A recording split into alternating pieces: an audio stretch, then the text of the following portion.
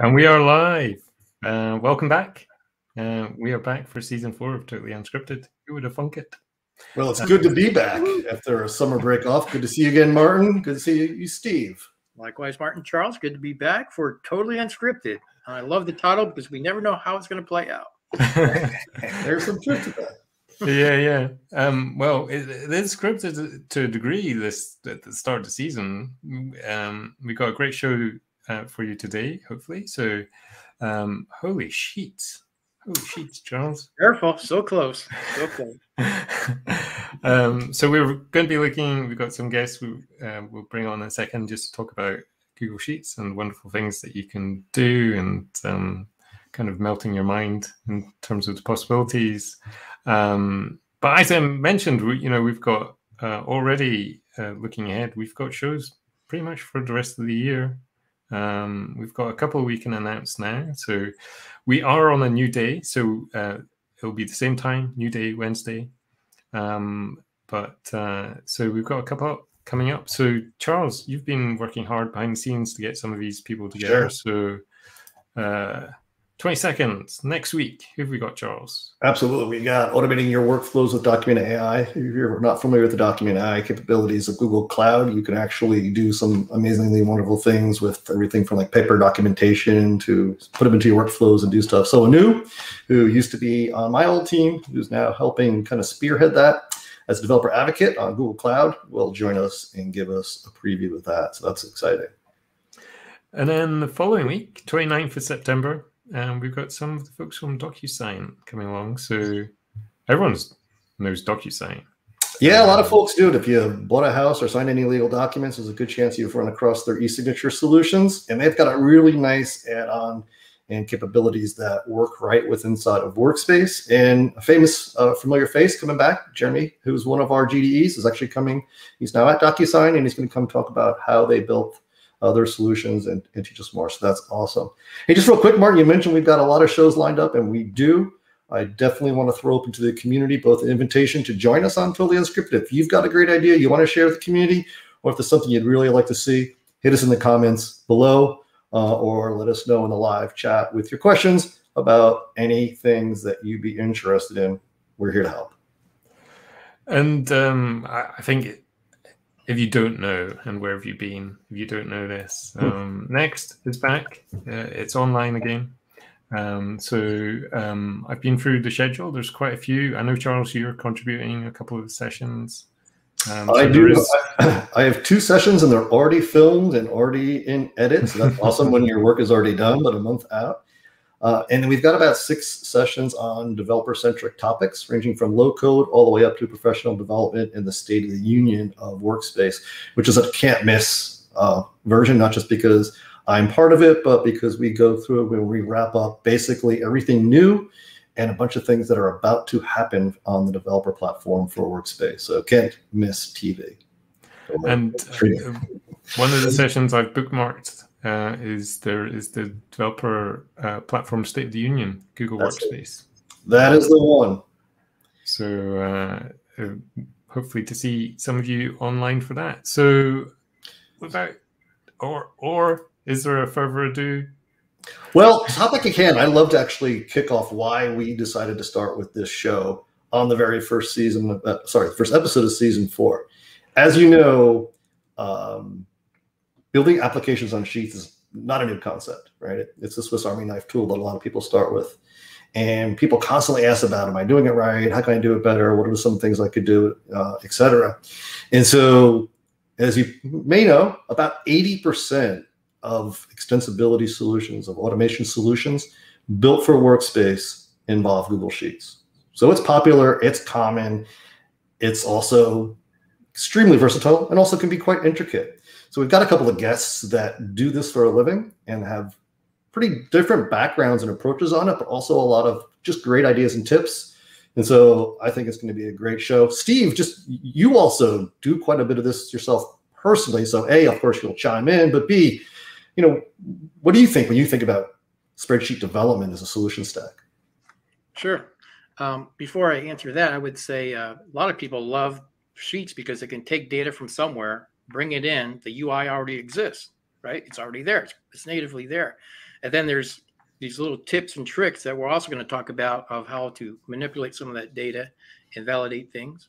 As far as a stack, I think it's a scaling thing, right? Think of prototype, minimum viable product. What can I do first? I can take a simple spreadsheet, add maybe a custom menu, an add-on or something like that to test things out and see if I need to scale into a more traditional stack of a solution. So yeah, I'm looking forward to today's broadcast. Awesome. Why don't we bring them on then? Yep. Cool. So we have Spencer and Jonathan. So there we go. So we're delighted to have Spencer Farris and Jonathan Butler with us. So should we just kick off? So Spencer, do you just want to give a bit background about yourself and what you do? Sounds great. Thanks, Martin. So I am like it says, a Google Sheets and AppScript consultant, developer, small data consultant as well, as long as it's using Sheets for the most part. I got really into this. I was previously working in Excel a lot. I was an Excel power user for several years and built a pretty decent CRM for a call center using Excel, and then moved to another company that was using Sheets exclusively. And they had a lot of stuff going together. It was salespeople that all needed to be accessing and editing the same sheet. So we were using Sheets, not Excel. Excel isn't good at that. Sheets is amazing at that. Excel is really good at some other things, but having 14 people collaborating on the same sheet, not one of them. So they were completely on Sheets.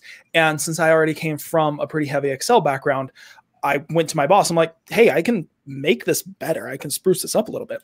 And he thought that was great. Let me go free on that and learn through the Google Sheets. Mostly, honestly, I learned on the Google forums. The community there is awesome and super helpful, and they helped me learn a lot. And then realizing that you oftentimes learn the most when you teach, I started answering as many questions as I could. I'm now a Google product expert in Sheets.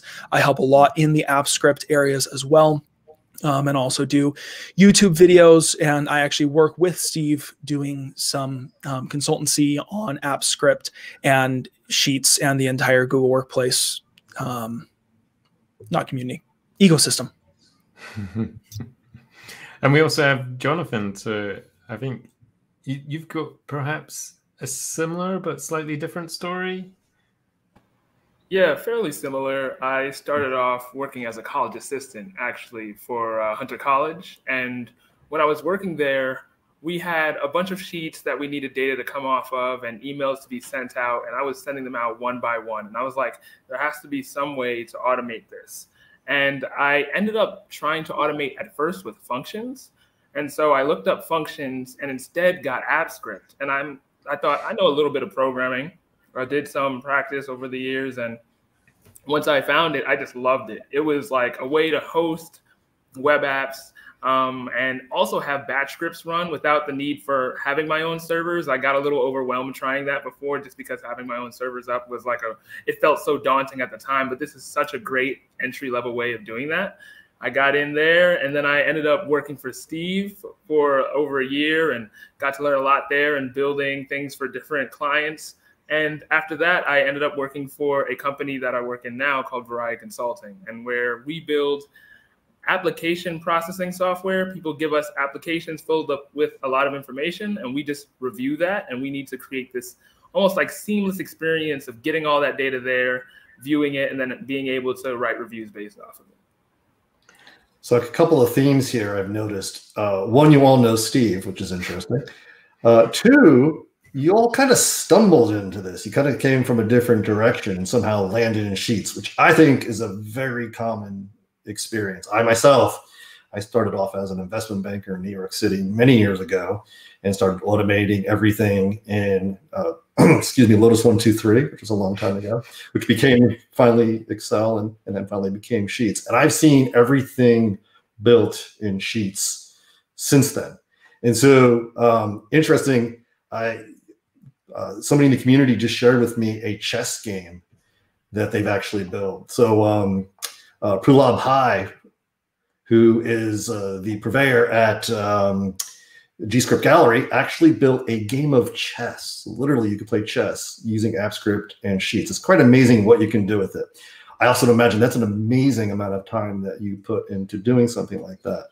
But what are some of the apps that you guys build? Like, what are some of the use cases that are common? What's the best use cases you've seen, and what are the ones that are just, I don't know, the most common and most interesting? Either one. I can start off. I think one common thing is there'll be someone who stumbles upon a spreadsheet, almost in stories similar to ours that you mentioned, aren't that unique. And when they get there, they'll build something pretty amazing, like to be able to automate or do something. But distribution with sheets ends up being a really big issue. So if I give you a sheet, it's a copy of it. There's no updates for it, really. Like, I can't update yours unless I'm manually going and updating one or the other. And that was the case in the company I work for now. Like, they would physically have people go in and manually update these changes. So one thing I saw that has been pretty universal is getting data from those sheets back into one universal place, being able to update and manage those sheets across. That is something I've seen a lot of different companies deal with and struggle with. And you can easily, well, not easily, but over time, you can use AppScript to be able to do that and do that really efficiently. How about you, Spencer? A lot of the stuff I see is some sort of dashboarding. They have a lot of data running in a lot of tabs or a lot of sheets, and they need some way to collect all of that and sometimes collect all of that and then modify it or display it in some particular way. So they'll have, you know, a tab or a sheet for every salesperson or store location or anything like that, and they want some way to bring that all together, see everything at once, filter who they need to see, check the metrics as they need to. A lot of stuff like that is what I've seen as more general and usual use cases. When you scope a project, like customer comes to you or your boss comes to you, when you scope a project, how do you know what's a good candidate for a spreadsheet app? And how do you instinctively know whether this maybe doesn't belong in a spreadsheet? What's kind of the guide or the yardstick that you use? I mean, to me, a lot of it is, are they already on a sheet? Right? If someone comes and says, hey, I have this big CSV file, well, let's look at if a Google Sheet really is the right way to go. Or since you're already on a CSV, where'd that CSV come from? Are you already on a SQL database where you just need to go find someone that can do a SQL database?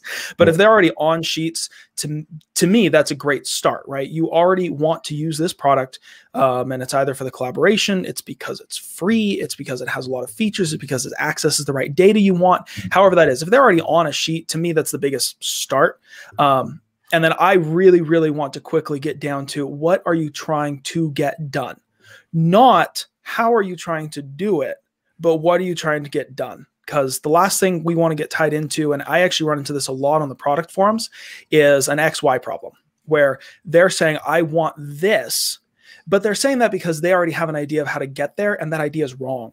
I want to get back to, what is the business purpose? What is the overarching reason that you're trying to get this data from this sheet to this tab to here and filter it like this? What is going on? Because we might eliminate one of those sheets. We might eliminate a few of those formulas. We might push you to sending that as an email instead of putting that onto a sheet. So I really want to make sure we know what is trying to get done, not just how they've been trying to get it done. You're absolutely right. I've seen so many people who try to use, it's the old adage, you know, the carpenter that uses everything with a hammer. Yes. The business person who uses a spreadsheet for everything, right, wrong, or indifferent. And Jonathan, you mentioned databases. Everybody in the world uses spreadsheet as databases, but spreadsheets aren't supposed to be databases. How do you handle that when you see that, you know, you mentioned all these sheets coming in from different places and you're aggregating it as a database? Sure, it can work, but sure, sometimes it doesn't work. How do you, first of all, make it work? And then what do you do when it doesn't work? So there are a few ways to make it work. And one way is to just gather all of the data back instantly. And if you use, let's say, a URL fetch app, you can do a fetch all request and hit 30 endpoints, I believe, at the same time. It would be really good for people to do a fetch all request in one script, grab every sheet's data and bring it back, and that saves a ton of time. You can try to use the Spreadsheet app to be able to pull it, but it's going to take a lot longer. The Sheets API, URL fetch app, grab multiple spreadsheets at a time. That's probably the best way to go. As for having a database and making it really clean, and like, it depends on the amount of data we're talking about. If you're talking about under under, call it 2,000 lines of data. I think it's just, you can keep it in a sheet. You can search it pretty easily. I always tell people to use the Sheets API over the Spreadsheet app when you can, just because the Sheets API is faster. But if we're talking about hundreds of thousands of lines and you want to have all of that data in there, I actually created a system that loads it in block-based with custom functions. So a custom function looks at a block of data, and it will, whenever that block of data changes, the custom function runs and it will recache that block. And then I have a script that just grabs the list of blocks, grabs all of the blocks from the cache, and makes it into one big thing. And that makes it searchable and still pretty quick for everybody to be able to get the information in a decent amount of time. Well, it's fascinating. One of the things I know, there's a huge kind of risk of kind of Google Sheet addiction where everything's, but the issue I encountered quite often was my boss was just loved Google Sheets. They immediately understood them. And when they discovered I could do magic things with them, everything became we'll solve this with a Google Sheet type scenario. Do you find you're in, I guess, Jonathan, you've come to a solution there. Was that because someone was like, no, we're doing this in Google Sheets, and then you have to explore every avenue that you could to make it work? So somewhat. So it is like the people who I work with are definitely a lot more comfortable with Google Sheets.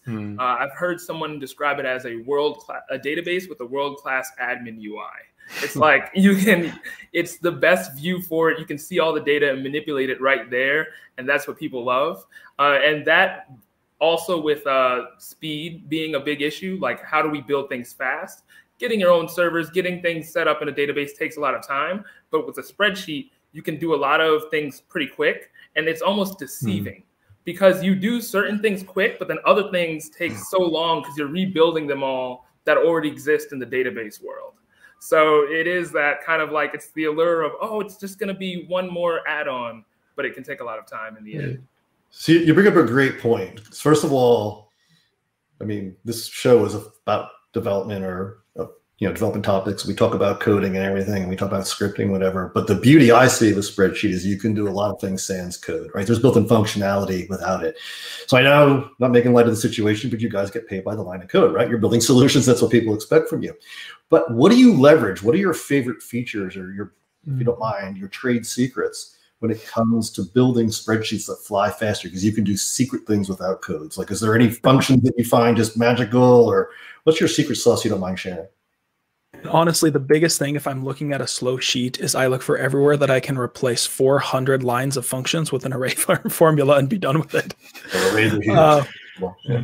Yeah, so converting a lot of those, and I've worked with lots of sheets that do that. They have a if statement or a VLOOKUP or something that is happening on every single line. Okay, if you don't need it on every single line, and sometimes you do, because you have to edit the output or something where you can't have it in array format. But if you don't need that, oh goodness, please replace that with one formula and be done. That I see as one of the biggest, especially time savers, efficiency savers. How do you get your sheet to speed up?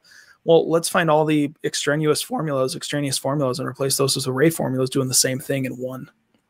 So that's a great point. And hold that thought, Jonathan. We'll ask you the same question about your favorite features and your secret sauce. But Spencer, you mentioned that a lot of times you inherit somebody else's spreadsheet. Oh yeah, and they can be gnarly, right? They build these things to the end. And the average user doesn't understand the array function, right? There's some great functions people don't know, like indirect, for example. People don't know about these magical functions, and so they don't leverage it. So you get, kind of this unruly, puppy, so to speak, that you have to then nurture and make sure it doesn't make a mess all over the place.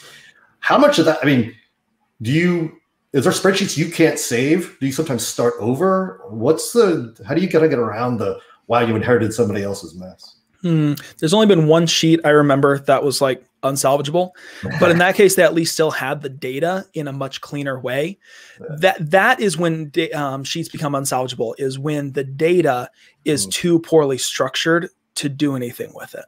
Yeah. Right? Because if you have it structured where it's column A is always the first name and column B is always the last name, okay, we can work with that. If you have first name, last name in column A, and then on row 30 you have a first name with the last name in column D, no, stop it. We're going to need to do some work here to get you a much nicer data set so that we can work on that. Because otherwise, I mean, most of the functions need something consistent, right? If you're going to do a VLOOKUP, for instance, one of the most common formulas, you're going to tell that what column to look at. Well, if the column is complete garbage and you cannot be sure of what type of data is going to be in there, then your data set is useless and you need to start over on that. As a builder, I'm a big fan of defined names. Defined range names are a way to make A's and B's actually make business terms. Sure. Anyway, Jonathan, back to you though. You mentioned obviously a lot of data, a lot of different places data comes from. You get a hairball. How do you tame the hairball? What are some of your favorite features? So I think one of my favorite features, or a couple of them, are the cache service and custom functions. I think those are wildly underrated features in Google Apps Script. One of them, like custom functions being, they run without any permission needed. So any change happens, it will run and calculate automatically. And then you can cache certain things. Things that I've used that for is, let's say I have a network of 100 sheets and I have them all out in the wild. I want to know when somebody makes an edit to one of those sheets, I want to pipe it all back to the same place. How do I do that? One, I'm putting a custom function in there, because if I were to try to do on edit or something else, it might not always work. It will not work if data is put into the sheet. So let's say API pushes data to a sheet. That only works from user input on edit. So on edit's user input, but custom functions runs when any change is made. So that's a big plus. Second is, with the library, they all share the same cache, and I love this. So if you have this network of 100 sheets and they all share the same library, some edit happens to one of them, you can cache it into the one library, and then in your program that runs and manages all these sheets, you can go into that cache and get that information. And those things, I think, can be combined to make hundreds of things. Cache service alone, I feel like, is great, especially if you know how to chunk the data. So I think those are my favorite and most underrated features in Google Apps. Now let's do a deep dive on the cache with the custom functions. So custom functions cache natively by themselves, and it will time out execution in 30 seconds. So what do you do as a pro tip for our audience of how to handle the 30-second limitation? So I try my best to keep it under 30 seconds. And most times the 30-second limitation can actually be a blessing. So I'll tell you why. If you want to run, let's say, something on AppScript 24/7, that's a problem I ran into. Like, this is a business application. It needs to be on and running and processing data. I'm having all this information fed through libraries. How do I get that library information written to the sheet? I can't run the Sheets API 24/7 because there's quotas around that. So I have something running every, I think, 2 seconds, I believe, is enough for the quotas. And I dump all the information in the cache to the sheet. So how can I get it running 24/7? And it's a trick I use with custom functions. I have a trigger that writes something to a cell. It just writes a random UID to a cell. That cell, the trigger technically only had maybe a second to 0 to a second worth of runtime. That cell then calls URL fetch app, which is allowed, and it runs autonomously because a custom function is looking at the cell. So the information hits the cell, that changes, that triggers the custom function, that sends the URL fetch app to the server I have set up, and that runs. And you can continue doing that over and over again.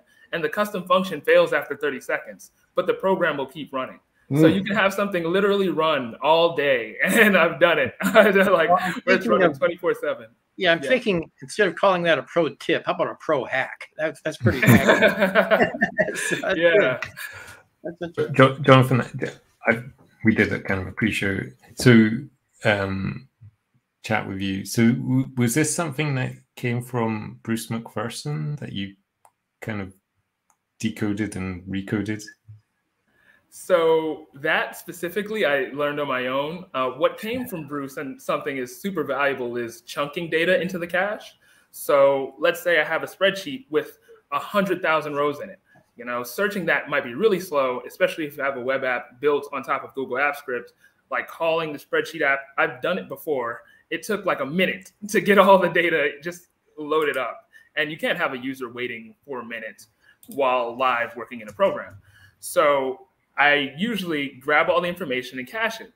And you know, the cache only has 100 kilobytes worth of data chunks that you can have. So how do I fit, you know, what was, I think it ended up being like 33 megabytes worth of data into 100 kilobytes. And the question is, you convert it to a blob, you get the bytes from that, and then you take the bytes in 100,000 blocks, and then you fit them into the cache. And when you do that, you can store like the entirety of your data into the cache, and then you grab all of the blocks at once, you turn them back into a bigger blob based off of their order, and then you take the big object. And that allows searches to go from minutes and minutes to literally nanoseconds. So do you leverage Bruce's library for that? Sorry, Charles. Sorry, can you say that one more time? Yeah, do you leverage Bruce's library? I think he has a library for that. He does. I currently don't. I recoded part of my own, but I did get the information idea about like first compressing it all. I didn't even think about that until I learned from Bruce. And then chunking, I eventually learned. So to that point, I mean, there's obviously a lot of reuse and sharing, and obviously a great shout out to Bruce, who a lot of ways is the godfather of AppScript, if you will, and he's been around for forever, and I think the founder of the show originally. But and so his work's probably touched us all in one way or another. Let me ask both of you, either or.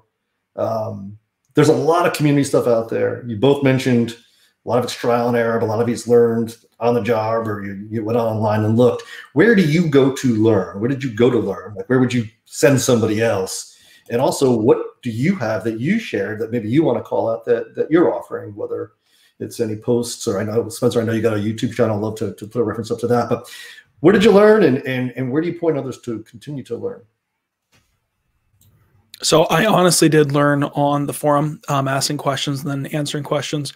Now, when I'm looking to find something really specific, I can be pretty sure someone else has done it before.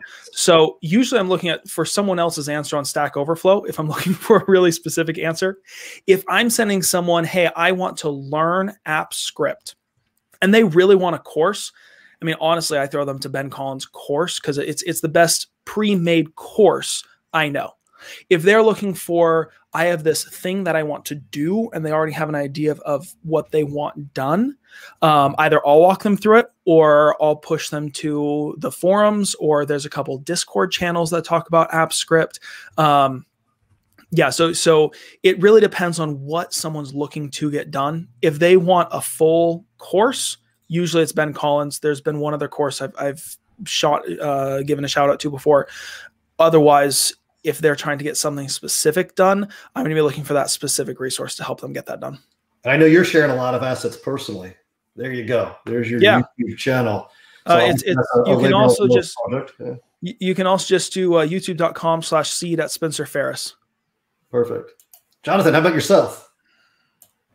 I'm a big time lover of the Google group that we have. That's where I learned a lot of my tips and information. I was in it before it was a Google group, actually. I believe it was it Google Circles or Google Plus? Like, yeah, I was in that initially. It in fact was, until it wasn't. Yeah. I was there and asking a bunch of questions, and they've been great to me. So that's probably the best place people for me can go to learn that, in the Facebook group online. Yeah, I'm always blown away by how knowledgeable people are, and I'm also so thankful that people share so freely of themselves and their time and their expertise, and you guys are also part of that community. So thanks for everybody listening in, for you guys giving back and everything and helping others be successful. So super awesome. And there's the short URL. You want to find Spencer and learn some of his tips and tricks. I know, and we'll flash in a second, Jonathan, you've got something up and coming. We'd love for you to talk about. Let's move on to a couple of more building questions about the solutions you build. One of the things I'm always curious, spreadsheets are great user interfaces, but obviously that requires the user to figure out kind of how that model works. What do you guys do to make the user experience? What are some of the user interface tools you use? How do you guide a user to be more successful with a spreadsheet versus having them to actually go understand formulas and stuff? Are there any tips or tricks or best practices? Or you use the companion side panel? Or you pop dialogues? Do you use any other third-party ways of doing it? What are some of your secrets? Either or, you're both mic'd and muted. And if you don't have one, that's no one wants to answer that one. that's a hard question. Steve, you answer that one. I mean, a lot of it really is how is that data set up, right? And make sure that they understand that is probably one of the biggest things to helping someone understand how does the spreadsheet work. And a lot of people, their data is messy because they don't understand that it shouldn't be messy. Yeah. So they really need to understand, what does clean data look like? Let's get that into a clean data set. Let's trim out that white space. Let's make sure the columns are aligned. That's really a foundational point for a lot of people. And from there, they can get a lot of those formulas a lot faster. Jonathan, anything to add on top of that? Yeah, I love to use dialogues or the side panel. My rule is, whenever we have data that goes into a spreadsheet, I should try to make a form that structures it the best way as possible to prevent from users misspelling names, from users just misspelling words in general, calculations being off, things going in the wrong boxes. I try my best to always create a form, be it either in a dialogue or in the side panel, just so that whenever the data comes in, I can trust that it's going to be in the structure that I'd like. And I normally give them access to the spreadsheet, but not access to that sheet. And so they can see the data, but they can't edit any of it. And they can only create the data with the dialogue. That's another great point. Making a spreadsheet usable is a skill. Making it foolproof is an art, right? How do you get people not to trample over the formulas that meant something and they call you up? You're like, you didn't do this right. You're like, well, no, you messed it up. How do you protect users from themselves? So one of them is using some sort of dialogue or form. I'm a big fan of using Google Forms if the data is always going to be structured in the same way. Otherwise, when that hasn't been an option and I'm working directly with the owner of a sheet, oftentimes I've built in on edit formulas so that if someone does something wrong, it undoes it.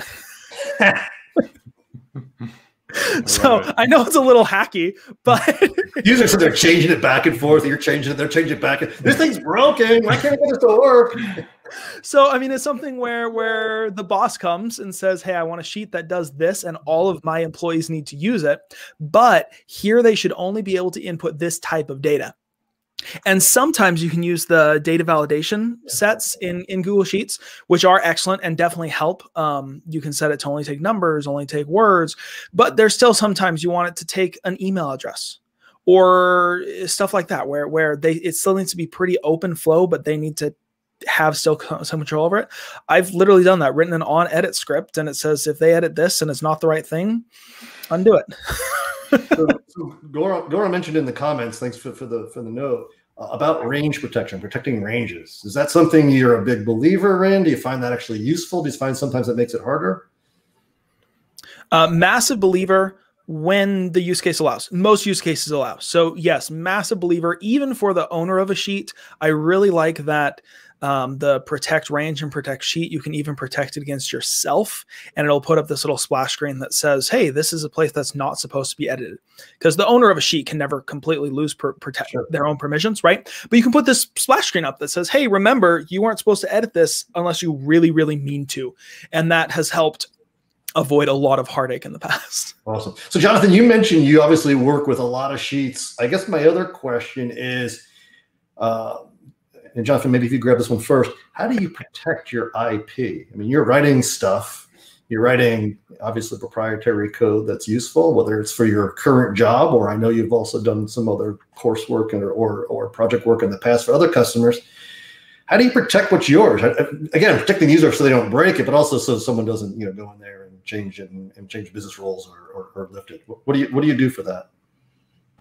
So actually, there's been something that I've been working on more recently personally called sheet form, and we have adopted it and are using part of it in work right now.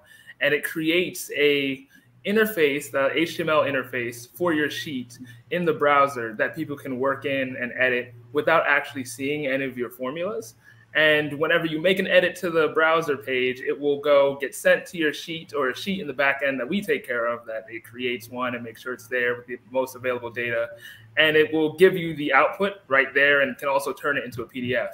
And I created this just because I saw it's very common for people to want to take their spreadsheet and then distribute it to different people. But it's super hard to do that in a clean way. Yeah.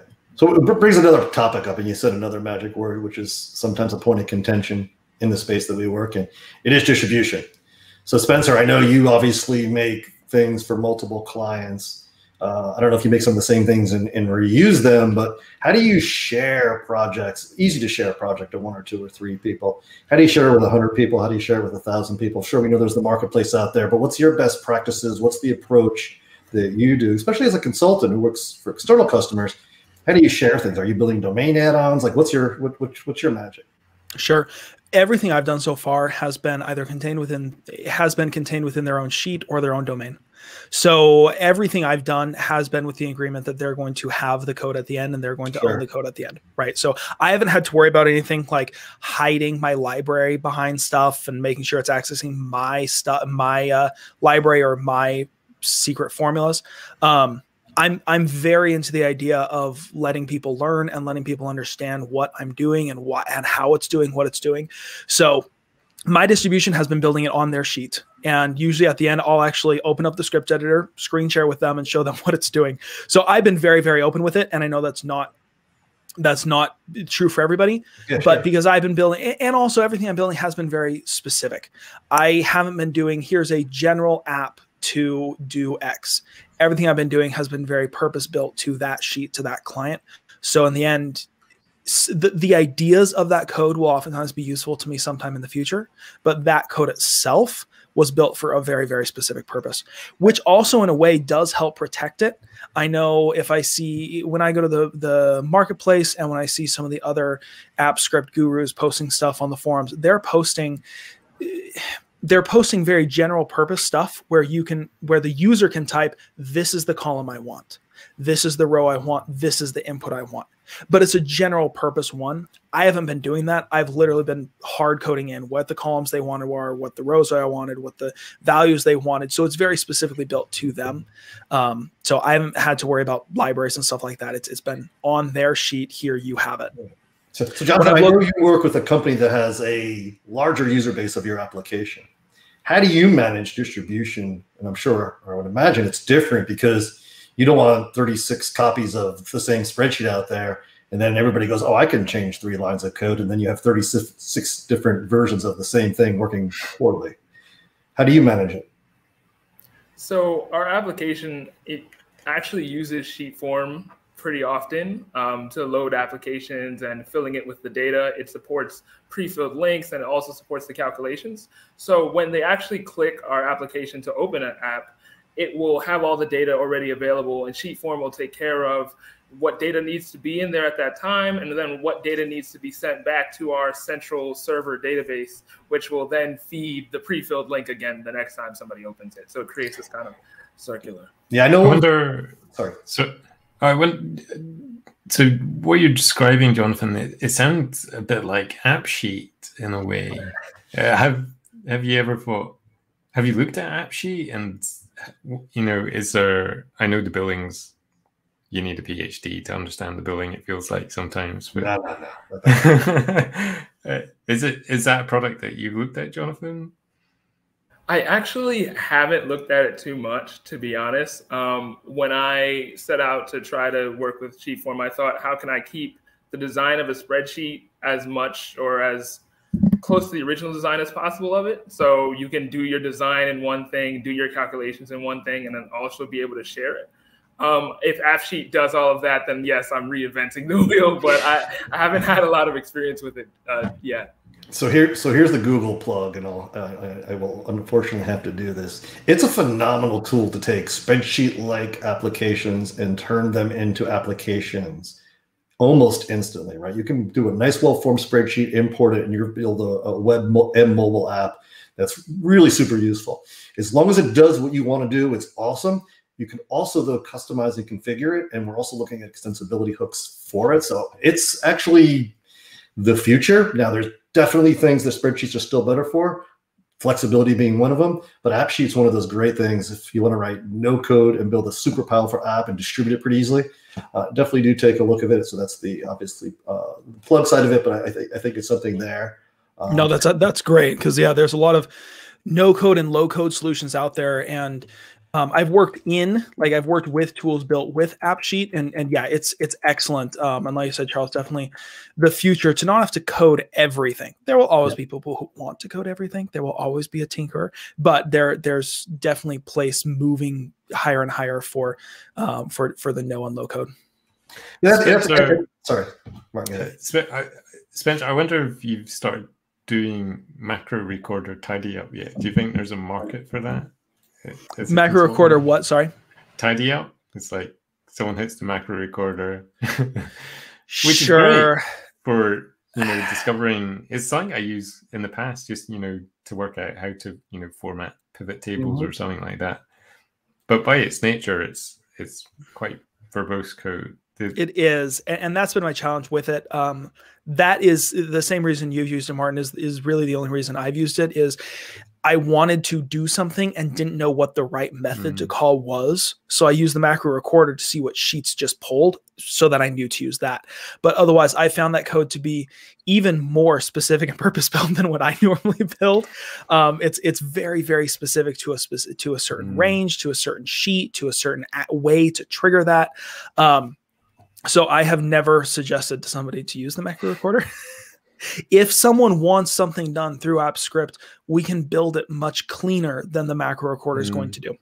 It's an awesome tool, and I love that Google provided it so that if you want to do something pretty repetitive and automatic, it can handle that no problem. But if you're coming to anybody asking how to do something, my answer isn't going to be go use the macro recorder. My answer is going to be, well, here's the code that does it way better than the macro recorder.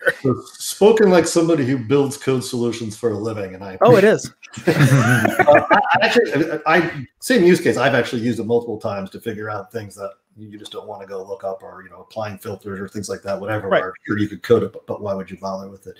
But I agree, it's definitely there. But you're right. I think there's a curve of people getting into solutions, and I always think people should try their own solutions and figure out how far they can go, and see what it can do. So I think it does obviously serve some pretty good interests. And interestingly, it's the only tool that is available for writing AppScript is actually in Sheets, again, because it's the one that makes the most sense. But I was going to ask you guys this question, kind of follow into it.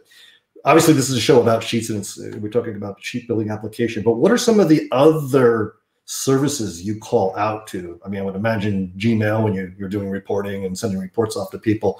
What other common things, though, do you hit both in Workspace or even outside of Workspace to include into your solutions? I think Jonathan hits more stuff outside of Workplace than I do. All my work has been contained in Workplace, with the exception of making PDFs out of stuff. So whether that's a sheet, a slide, or a doc, you can turn that into a PDF with AppScript, but it's still doing it through the Drive app, creating it as a PDF. But I'm touching all of the various Workplace stuff. Filling a Google Doc with information from a sheet, or a slide from a sheet, or taking specific emails and importing them to another location. But everything I do is all within the Workplace, with the exception, like I said, of making a PDF, which is still through Drive app. Jonathan, do you do any integrations beyond Workspace? Is there other stuff you hook into with BigQuery, any other Google services, or even non-Google services? Anything? Yeah, and this is a big time for me to plug a bunch of Google services that I actually do like. Just fantastic. One is the Vision API. So for one of the applications I've had, I wanted to be able to find words on screen and then hide them and then show them back in a sequence order to have like a robot say them. So like, let's say I give a robot a screenshot and I want him to say the words on screen, but I want it to be like in order, show the words again. Google's Vision API was perfect for that because it shows where the word is on screen in terms of location. And then I can just like use a graphics API to change the image at that time and like unveil certain words. So I loved the Google Vision OCR for that one. And there's also the push notification API, which actually Martin responded to something in the Google group, and that's how I found it. And for Sheet Academy, something I was going to use to be able to create a interactive live action Google Sheet course. And we actually have I posted on Twitter, just like a little preview of what that looks like. But to do that, one of the ways I want to scale it is with the Google push notification API for Drive. So whenever an edit happens, like how do I know? How do I have my server go and only hit that once? I don't want to have to constantly pull the resources. So if you sign up a document to be watched by Google, it will send you a request at the time something's edited, and then you can just go and grab the information you need at that time. So those are two really big tools that I honestly loved using. They were just great and also integrate with the whole Google Workspace. Awesome. Quick, if you wouldn't mind, Jonathan, expand on what is Sheet Academy? Yeah, so Sheet Academy was and is, because I'm planning on making it more of an add-on now. It is an interactive Google Apps Script course, or a Google Apps Script and Google Sheets course. And I kind of got the name from Code Academy because that's where, kind of the same thing, but it's supposed to be, yeah. Didn't recognize that. But it's just like an interactive course. So whenever you do or make any changes, it will have like helpful hints, or it will say like, oh, don't do that, do this. It will give you steps to complete. And when you complete that step, like a dialogue will pop up basically congratulating you or asking if you need help if you're stuck on a step for a long amount of time. That's what Sheet Academy is, and I hope to get it out there and grow it. The website, unfortunately, isn't up at the moment. Just like work stuff has been taking precedent right now. But hopefully in the future, that will be a thing and an add-on on the store. I love that you find time to squeeze these things in. That's amazing. So no apologies for not having it up, but folks listening, follow Jonathan and see what he's doing there. There's some great stuff. You've got some great tips that you've already shared with us. So we're getting close to time, and I wanted to ask Jonathan real quick if I could. When do you expect that to be up, and where can we find information? Like where can we know that is up and live? Got it. So hopefully I'm expecting it to be up by next month, at least some website that can have an add-on, even if it's a few lessons by next month. And right now I'm thinking almost exactly a month from now, November 15th, that would be like probably the day I'll be able to get it up. And it would be at sheetacademy.com. So sheetacademy.com is the domain I have. So you can go there and in a month. So perfect. Awesome. You already have your first contributor in Spencer. So perfect. It's going to be it's a nice arranged marriage we have here. Hey, so we're coming up on time, and I always love to ask this question just in case anybody from Google is listening in. I hope folks from Google are listening in. You guys work with the tools, you work with the products. You seem to have obviously a ton of knowledge and a ton of love. What needs to be fixed? What would you change? What's your ask? You can do more than one, but try to keep it to the big thing. What would you like to see in the evolution of to be able to build solutions? Can be around Sheets, can be around Workspace, can be around cloud, and whatever. Take your time, but I know sometimes PMs listen in. What do you think? What would you like to see change?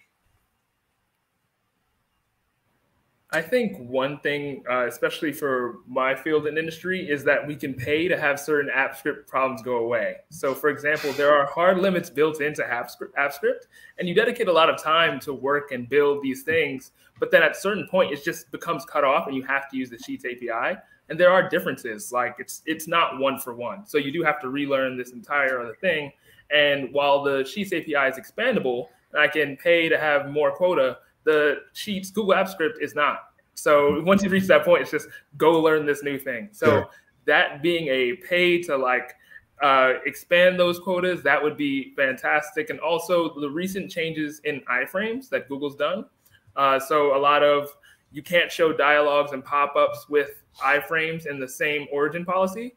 Google Apps Script lives in an iframe. So like overnight, that kind of broke a lot of dialogue alert pop-ups. So if those could be reconfigured or reset so that we can be able to use those alerts again, that would be fantastic. Awesome. Spencer, hold your thought for a second. I just want to call out real quick Andrew Roberts. Hey, Andrew. Andrew wants everything that's worked in the old script editor to be working in the new one. Yes. That is actually a design goal, and it should be near or nearing completion. It was supposed to be done near now, but that is one of the big things. Yes, I hate to have to revert back to do it. There's still a couple things I'm aware of you have to revert back to do, but that should be done. Leandro, you hit a huge one, multiple accounts. That's been a big kind of challenge for a very long time.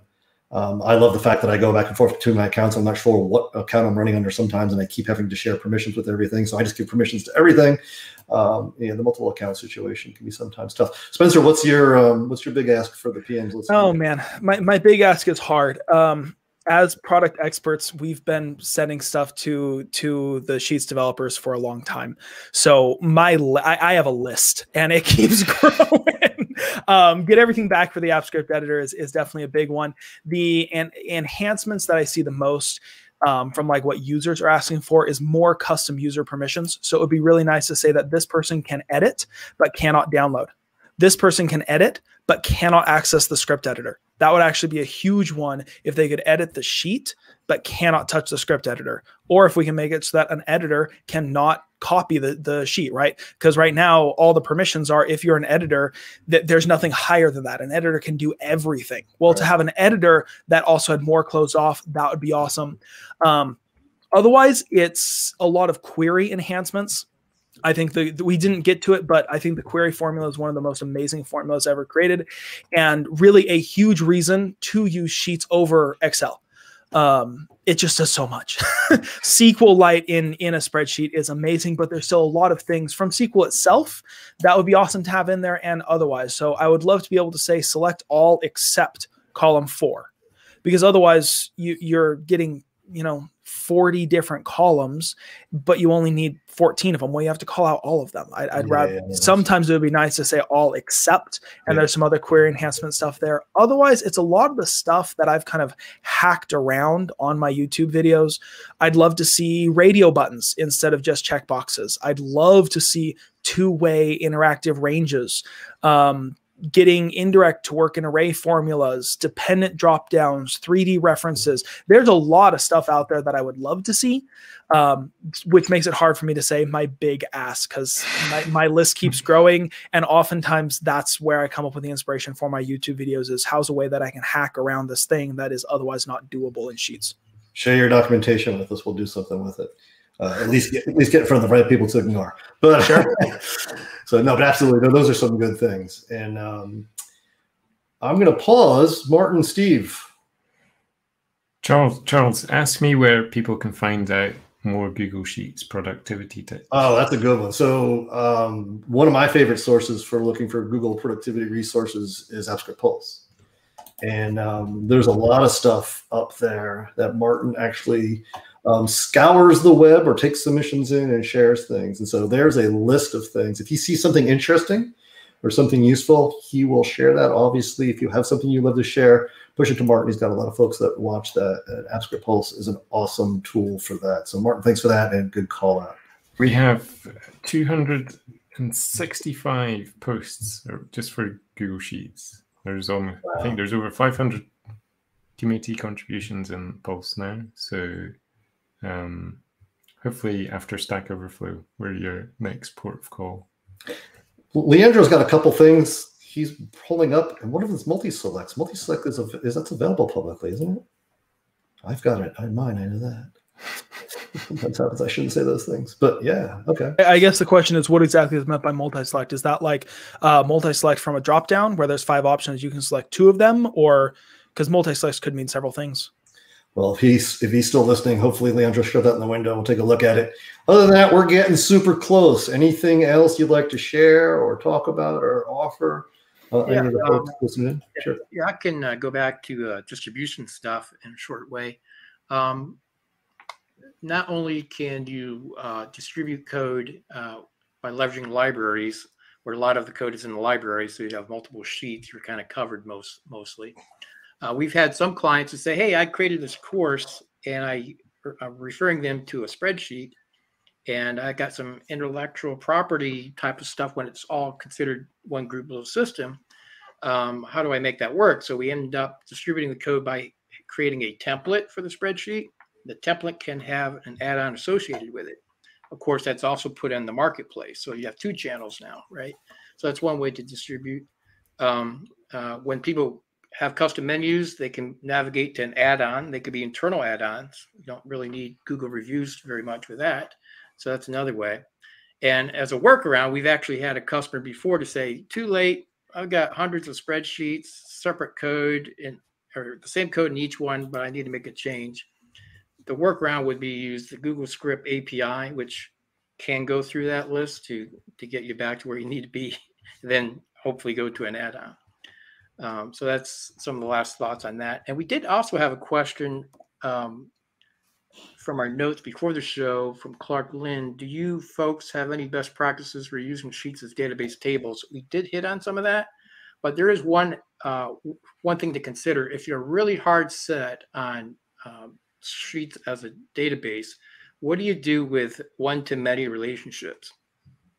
You can create a whole bunch of other sheet tabs, or you could create like a JSON in your script and then write the JSON in one cell as a string, and then bring that back into an object. So that's one hack that you can do.